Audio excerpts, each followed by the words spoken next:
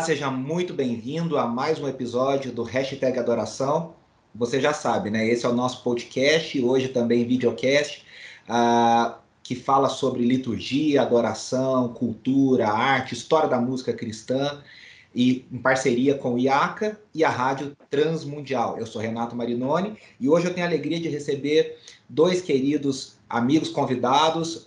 Vou apresentar primeiro o Beto Tavares, um grande amigo que eu conheci há muitos anos atrás. O Beto tem uma longa caminhada de treinamento de equipes, tanto na área musical quanto na área missionária, cantor, compositor, trabalha há muitos anos com a Jocum e também com a Vineyard Brasil, servindo a Vineyard Brasil como compositor e também, acho que até principalmente como versionista de muitas canções da Vineyard que nós cantamos aqui em todo o Brasil. O Beto atualmente é formado em coach e tem trabalhado em desenvolvimento de pessoas. E Beto, é um prazer receber você, sempre falar com você, meu amigo. Obrigado, Renato, e obrigado pelo convite também. Privilégio estar aqui.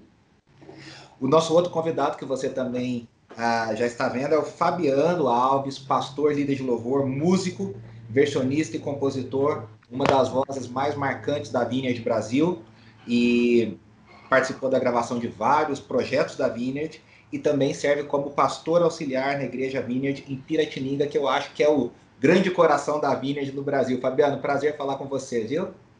Prazer é meu. Obrigado também pelo convite. Muito feliz de ter o Beto aqui junto também, que é um grande amigo. É isso aí. Fabiana, meu pastor, e nada me faltará. É isso aí. A minha intenção em convidar vocês, e eu quero já agradecer de novo vocês terem aceitado, é a gente conversar um pouco. Nós temos feito alguns episódios para que os nossos ouvintes entendam um pouco sobre a teologia da adoração e como nós chegamos onde nós chegamos. Então, recentemente eu conversei com o Guilherme Amarino do Projeto Sola e com o professor Felipe Fontes, conversei com o Igor Miguel. A gente tem falado um pouco mais de uma liturgia mais reformada, de uma pressuposição mais reformada. Os últimos episódios que nós fizemos, nós falamos sobre o movimento neocarismático, né? Então, como que nós chegamos no famoso worship, né? Que no Brasil não é worship, é worship, né? É outro movimento, e que é o que tem dominado a cena no momento, mas um dos antecessores para nós chegarmos aqui, um dos pilares, é o pensamento que se espalhou pelo mundo através do movimento Vineyard, né? Através de John Wimber e todo o seu pensamento.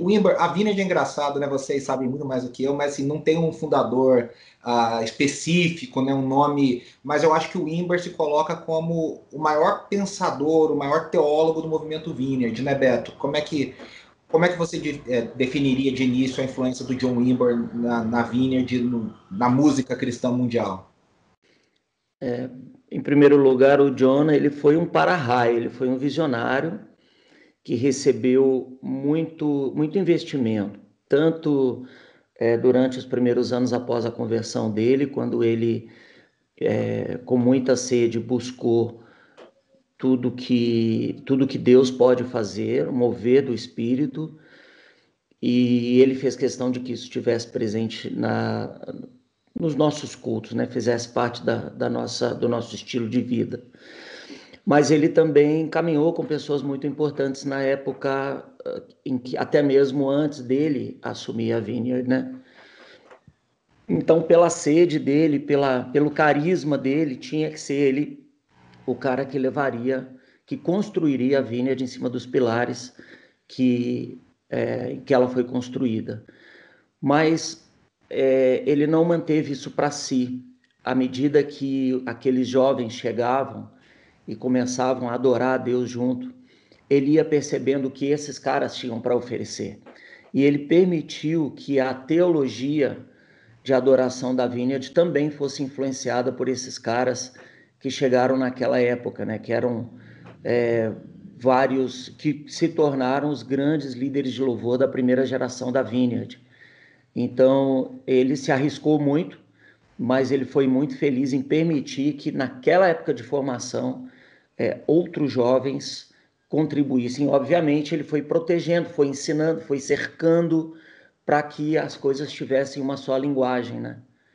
E é verdade, eu acredito que a primeira coisa que essa adoração na Vineyard teve, que foi marcante historicamente, ela veio com um espírito novo, com um espírito jovem e com um espírito cheio de sede. E graças a Deus foi na Califórnia, né, Fabiano? Porque na Califórnia tem era o celeiro, né, desse espírito de sede, de busca, de inovação naquela época. O povo queria algo novo.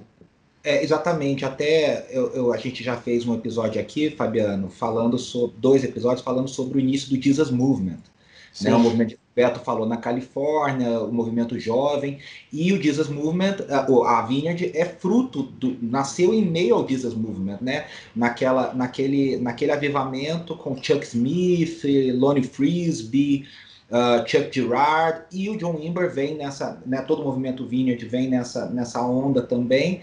E aí, Fabiano, eu queria que você explicasse para os nossos ouvintes um pouquinho quais eram esses pilares da adoração da Vineyard nesses primeiros anos. Assim, o que o Wimber, como fruto desse movimento carismático, o que a gente chama de terceira onda, né, a terceira onda do movimento carismático, quais eram os pilares principais que ele estabeleceu junto com essa equipe que o Beto mencionou, dos primeiros compositores, líderes de louvor?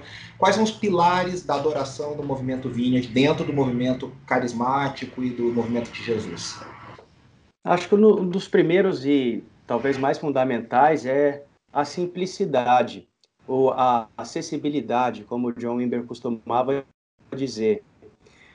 Conta-se uma história interessante que o John Wimber teve um sonho quando iniciava as igrejas da Vineyard, e nesse sonho ele via as igrejas sendo dirigidas no louvor através de várias bandas de garagem, que era a música comum desses jovens que estavam se convertendo naquele tempo. Não era uma musicalidade comum para a igreja naquele momento, né? Mas era a expressão dessa geração que estava se convertendo ali, e ele acreditou naquilo como uma visão de Deus e começou a trabalhar. E claro que isso não é simplesmente um sonho que ele recebeu ou um estilo musical em si, mas embasado pela doutrina da Vineyard, né, que diz que a presença de Deus é acessível a todos pelo sangue de Jesus, não é mérito de ninguém, ou seja, todos têm o mesmo acesso, todos os lugares são propícios a experimentar a presença de Deus. Então, essa acessibilidade orientou uma atividade de adoração acessível também e simples. Então, desde cedo, a música da Vineyard, talvez essa seja a grande marca da música da Vineyard no mundo. As pessoas conseguiam tocar, elas se identificavam com aquela musicalidade simples executada, né? É interessante, a gente, por exemplo, vai lá no norte tocar e a gente conversa com caras de pequenas igrejas que falam, poxa, que legal, aquele arranjo que vocês fizeram, a gente consegue tocar igualzinho lá na igreja. Então, essa é a herança daquele início, dessa simplicidade, dessa acessibilidade, que se reflete nos arranjos, mas também na pessoa que somos, na maneira como falamos, como nos vestimos, como nos comunicamos, nos relacionamos com as pessoas. O John Wimber era um cara extremamente simples, né? Então, tudo isso afetou a nossa atividade de adoração, com certeza. É muito interessante, até porque eu falei que a gente gravou vários episódios falando sobre a Integrity Music. A Integrity é até a marca dos grandes arranjos, né? Do Tom Cruise fritando, os metais e banda, e isso refletiu na Hillsong, se refletiu no Brasil no Diante do Trono, e muitas vezes não é acessível para igrejas menores, que tem bandas menores, com músicos mais amadores, e realmente a Vineyard tem essa grande marca. Mas, Fabiano, você estava falando dessa simplicidade, desse som novo da banda de garagem, ali é o que dá início à música cristã contemporânea, né? Efetivamente, a música cristã contemporânea sai da enologia e entra no cancioneiro, né? Nos corinhos, nos praise chorus, exatamente nesse momento. Mas o John Wimber fez mais, né? O John Wimber, ele tinha uma ideia... Vamos falar um pouco das 5 fases da adoração. Eu falo bastante sobre isso no meu livro Mergulhando na Adoração, já ensinei centenas de alunos sobre isso, porque ele cria a ideia de momento de louvor, né? A liturgia antigamente não tinha muito isso, né? Ela era muito intercalada, era invocação, hino de invocação, leitura das escrituras, confissão, hino de confissão. As músicas elas eram intercaladas nos momentos litúrgicos, e o ímbar ele acaba dando o que hoje se chama no Brasil e no mundo de momento de louvor. E os nossos cultos hoje são praticamente louvor e palavra, né? Eu brinco e falo, né? Os cultos hoje são louvor e palavra, a gente briga para ver onde colocar aviso, criança e oferta, né? A gente onde você coloca esses 3 bloquinhos nos blocos maiores. Então, Beto, como é que o ímbar ele chegou nesse pensamento? Como é que a Vineyard entende essas 5 fases da adoração? Por que é tão importante isso no pensamento, na construção de culto dele? Bom, eu não sei como ele chegou nessa conclusão, mas naquela época tudo era muito experimental, Renato. Imagina um movimento de altíssima rotatividade de pessoas, porque eu não digo rotatividade de que quem veio na última semana não vem mais, mas tem sempre gente nova chegando, porque é um avivamento. É um avivamento jovem que milhares de jovens estão sendo salvos por semana, e não só dentro do movimento Vineyard. As reuniões eram superlotadas, as reuniões nas casas eram muito cheias. E havia uma grande manifestação da presença de Deus. O povo começava a cantar e cantava com paixão. Como é que você vai parar uma reunião dessa para dar aviso, para fazer uma leitura bíblica? Então você deixa a adoração correr num bloco só. Já a questão desses 5 momentos da adoração, que a gente ensina como 3, talvez ao longo dos anos isso deve ter sido meio simplificado. Eu não sei, Fabiano, depois você pode até me corrigir. Eles nos ajudam. Eu falo 5, Beto, eu falo assim porque eu falo até com o livrinho aqui do Andy Park, que o Andy Park eu também. Em Espírito e Verdade do Andy Park, ele fala bastante sobre isso. É o convite, engajamento, exaltação, adoração e intimidade. Quando vocês ensinam 3, vocês ensinam como? Adoração e intimidade vem junto como resposta. A gente tem várias palavras, né, Fabiano? Adoração, intimidade, resposta. Eu gosto de resposta. E também exaltação e engajamento. Não, engajamento é o primeiro, que a gente chama de convite ou aproximação. O segundo, proclamação ou eu não sei exatamente. Esse negócio de nomenclatura pode atrapalhar muita coisa, mas o sentido o primeiro é ajudar as pessoas a se aproximarem, a lembrar as pessoas o que realmente a gente veio fazer ali. Então a primeira música tem esse despertar, esse convite. É uma canção de aproximação. Normalmente a segunda, a terceira canções, elas vêm para a gente exaltar a Deus, para a gente falar do caráter, dos feitos dele e o que isso significa para nós, como nós interagimos com isso. A primeira pessoa nas canções da Vineyard, elas são muito usadas, é um engajamento, né? Ou eu ou nós viemos declarar, estamos aqui, queremos te adorar, manifestamos os teus feitos. A gente sempre está junto, interagindo nessa adoração. No terceiro momento, que é o momento da resposta, diante de tudo aquilo que nós já cantamos a teu respeito, me resta uma coisa. Aí sim, a intimidade, a entrega, a admiração, né, a contemplação. Então esse terceiro momento é o momento onde a gente quer chegar. É o lugar onde a gente quer, como um avião que está decolando e aí ele chega na altura de cruzeiro, é ali que a gente quer estar. Só que às vezes, e isso não é incomum, nós gostamos de terminar o nosso louvor com mais uma celebração, que uma vez que nós conquistamos esse lugar, a gente pode se alegrar mais uma vez, a gente pode deixar o nosso coração se jubilar na tua presença, porque nós nos sentimos assim, nós estamos seguros nas tuas mãos. Então, não é incomum um louvor na Vineyard terminar com uma canção de celebração. Fabiano, isso que o Beto está falando é muito interessante, porque assim, esse desenho do culto e tudo que eu já li do ímbar, inclusive através do par, coisas que eu já ouvi, vídeos originais dele, parece que o Beto falou isso, que me confirma isso, de que a gente, quem constrói nesse modelo, sempre pensa que o alvo é a intimidade, né? A adoração é chegar nesse ápice, vamos dizer, da presença de Deus. O Bob Sword fala muito sobre isso, acho que muito influenciado pelo John Wimber também, né? De encontrar o rio da presença de Deus. E como que isso, na cabeça de um líder de louvor, dentro dessa visão, como que funciona, Fabiano? Como é que vocês planejam, como vocês pensam, como vocês trabalham e como você diria que é a importância, porque aí eu acho que o Beto também já mencionou e acho que eu gostaria de te ouvir também, a grande papel central da presença do Espírito Santo, né, do mover do Espírito Santo, nessa visão carismática de culto que tanto tem influenciado o mundo, tanto tem influenciado as igrejas no Brasil. Como é que você falaria um pouco sobre isso, esse cenário todo de construção? Sim. O John Weaver costumava dizer que a adoração é uma experiência relacional. Acho que também uma grande contribuição dele foi tirar um pouco da visão litúrgica da adoração em si e apresentar a adoração como uma experiência de encontro relacional. Nós adoramos a uma pessoa. Então, numa experiência relacional, você, de fato, por exemplo, nós vamos começar com uma conversa aqui, nós começamos dizendo, e aí, como é que tá as coisas? Bom dia. Os assuntos, eles vão se tornando mais densos e mais profundos à medida que nós nos aproximamos, né?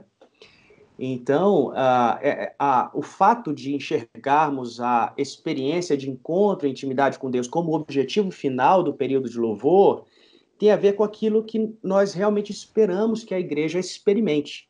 Porque em toda essa visão do John Wimber, e nós compartilhamos disso, nós cremos que a adoração é um ambiente perfeito para que a igreja experimente o poder que há na presença de Deus. A presença de Deus ali é fonte de tudo: cura, salvação, transformação, libertação. Tudo que a igreja precisa está na presença de Deus. Então, apontar para a intimidade e o encontro com Deus, na verdade, é apontar a igreja para experimentar tudo aquilo que o pleno potencial do poder da presença de Deus no meio dela, né? Então, esse é o nosso alvo final. E nós damos passos nessa direção, e quando chegamos lá, fazemos de tudo para proteger esse ambiente, né? Então, temos várias histórias, testemunhos, por exemplo, de pessoas que se converteram ali nesse momento, pessoas que foram curadas fisicamente, ninguém foi lá orar e pôs a mão, nada disso. Simplesmente a pessoa foi curada porque Jesus estava se manifestando naquele momento, né? Então, os nossos passos são realmente orientados, planejados para conduzir a igreja a estar preparada emocionalmente, fisicamente, para esse momento de encontro e experiência com a presença de Deus. Isso é tudo, né, para nós. Isso é muito legal e é muito interessante ouvir vocês falando e pensando, porque para quem nos ouve e não conseguiu às vezes entender e localizar historicamente, né, o que nós temos hoje através do movimento Dunamis, no movimento Worship, no movimento tantas Som do Reino e tantos amigos que têm produzido tanta coisa no Brasil, a Vineyard, vamos dizer, é um antecessor a isso, né? É um passo anterior, porque até a estética é um pouco diferente, a estética musical, a estética das igrejas, né? A gente brinca, fala que não é uma church, né? A church são as igrejas de parede preta, aquela coisa mais escura, que é a estética dessas igrejas mais contemporâneas e tudo, mas é muito interessante a gente ver esse desenvolvimento e como que na história isso vai se encaixando. E uma coisa que eu acho legal, que eu vi muito o Wimber fazendo, tem vários vídeos no YouTube, inclusive, dele, era que ao final desse momento de adoração e intimidade, muitas vezes ele cantava, ele ministrava meio que cantando no espírito, né? Orando em línguas estranhas e impondo a mão sobre as pessoas e ali tinha esse cântico, vamos dizer, espontâneo, mas era um cântico espontâneo diferente do que a gente veio a conhecer mais para frente. É um cântico espontâneo congregacional, né? Não tinha uma direção, todo mundo cantando junto, em línguas estranhas ou em outras palavras de adoração. E aí, Beto, eu acho que no Brasil, se eu não estiver enganado, você pode até me corrigir, eu me lembro primeiro som desse espontâneo congregacional, me lembro dos CDs do Azaf, dos discos do Azaf, lá do Restauração 1, do Igreja, aquele do Espírito Santo, com Figueiró, com Júlio Figueiró, era aquela sonoridade, todo mundo cantando junto, aquele lá, todo mundo ali, né, junto. Isso era muito do pensamento e da atuação do Wimber também, né, essa coisa de dar liberdade ao Espírito Santo, né? Você perguntou isso para mim porque você sabe que eu era vivo já nos anos 70, né? Deu o benefício da dúvida para você, Fabiana. Eu falei, pô, é mais novo. O Azaf é o cara que Deus... A adoração no Brasil já existia muito antes dos anos 70. Vamos deixar isso bem claro, que onde tem igreja tem adoração, onde tem um coração sedento tem adoração. Mas digamos assim que a mídia começou a ser afetada pela adoração, sim, nos anos 70, junto com o Asaf e toda uma geração que veio junto com ele, de pessoas de todos os âmbitos, né? O Asaf veio de um âmbito mais carismático, mas também em outros lugares tinham outros recursos, outros ministérios que eram uma linha um pouco mais tradicional.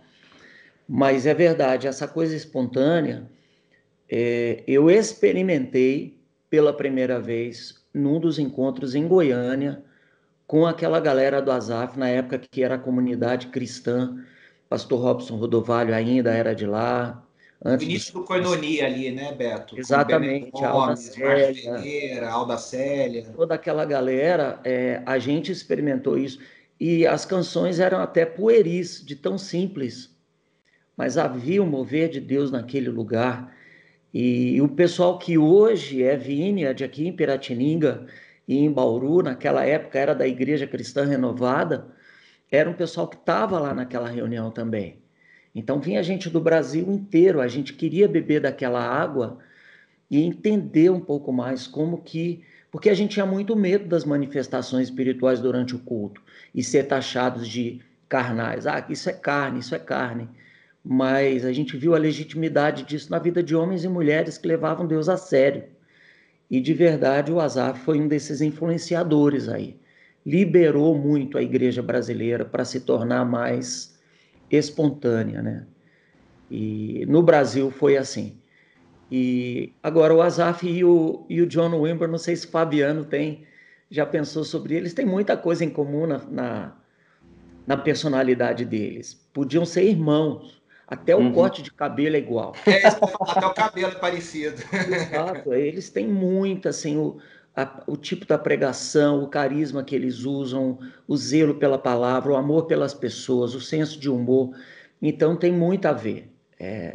Eu acredito que você, inclusive, trouxe um assunto que eu mesmo não tinha pensado.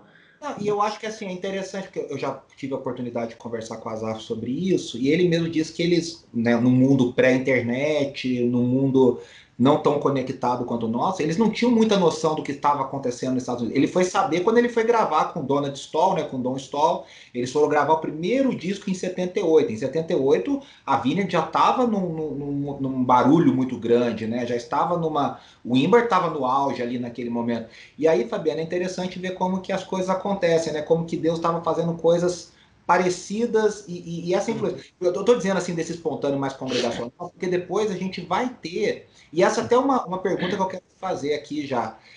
O Wimber dava muita ênfase a essa coisa espontânea e congregacional. E a Vineyard não tem espontâneos nas suas canções. Eu, pelo menos, não me lembro de nenhuma música que tenha tem um cântico espontâneo como tinha no Diante do Trono, como tem em outros ministérios. Como que vocês lidam com isso na prática e como que vocês pensam isso assim esse fluir do espírito, esse cântico espontâneo, esse cântico novo, mas também pensando na gravação, nos momentos, como é que é isso um pouco? Eu acredito que a espontaneidade encorajada na Vinha é uma espontaneidade responsável, né? Por exemplo, quando nós somos treinados a sermos líderes de louvor, nós queremos que a espontaneidade seja natural a partir de um ambiente de preparação e responsabilidade. Eu me lembro, por exemplo, a primeira grande líder de louvor da Vineyard que eu assisti foi o Terry Butler, em 98, numa conferência da Vineyard lá na oitava igreja presbiteriana do Jeremias Pereira. O Beto estava lá, né, Beto? Eu era de lá. Eu era membro de lá na época. E eu me lembro que ele começou o período de louvor dizendo: pessoal, nós vamos orar e começar a adorar, mas a partir de agora eu não vou dizer mais nada, assim, nós não vamos mais nos comunicar entre nós aqui. A partir de agora a nossa comunicação é vertical e eu nunca tinha visto aquilo, eu nunca tinha visto alguém conduzir um período de louvor sem ficar falando entre as músicas e, sabe, dirigindo as pessoas.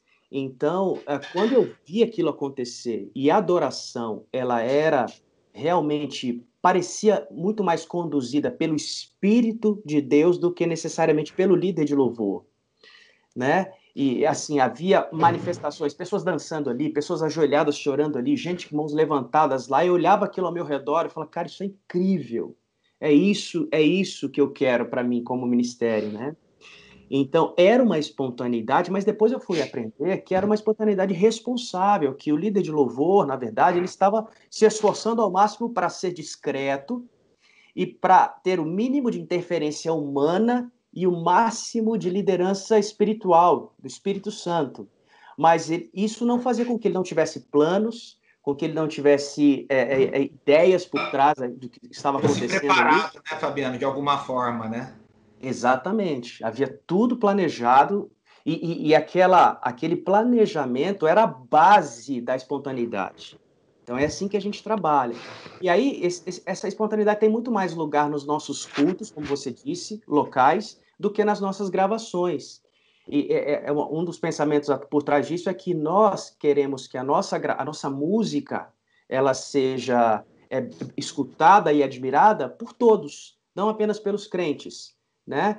E isso tem sido uma verdade para nós. Muita gente conhece a nossa igreja e vem até a nossa igreja por causa da nossa música, mas porque antes a nossa música foi compreendida para ela, porque ela não tinha nos seus registros essas experiências espirituais que o descrente não faz a menor ideia do que está acontecendo. Então a gente sempre teve esse cuidado de entregar uma música compreendida no seu todo, para até aquela pessoa que não entende nada sobre adoração, cultura de igreja, esse tipo de coisa. Muito legal. Gente, eu vou fazer o seguinte, eu vou encerrar esse episódio, mas já convidando vocês para ficarem para o próximo episódio e a gente conversar um pouquinho. Eu quero conversar um pouquinho sobre a Vineyard Brasil e aí falar um pouquinho sobre a chegada tardia, vamos dizer, da Vineyard no Brasil e toda essa influência que vocês têm tido. E também quero ouvir um pouco de vocês, você falou do Terry Butler, quero ouvir um pouquinho também das influências pessoais de vocês, de líderes de louvor dentro da Vineyard. Então, eu quero agradecer e a gente volta no próximo episódio. Obrigado, Beto, obrigado, Fabiano. Tamo junto. E até, então, nosso próximo episódio. Valeu, Renato. A você que nos ouve, eu quero agradecer, lembrando que você pode sempre acessar conteúdo de qualidade em transmundial.org.br para encontrar o hashtag Adoração e tantos outros programas que a Rádio Mundial tem produzido e acompanhar o IACA também no @IACA Brasil lá no nosso Instagram. Até a semana que vem.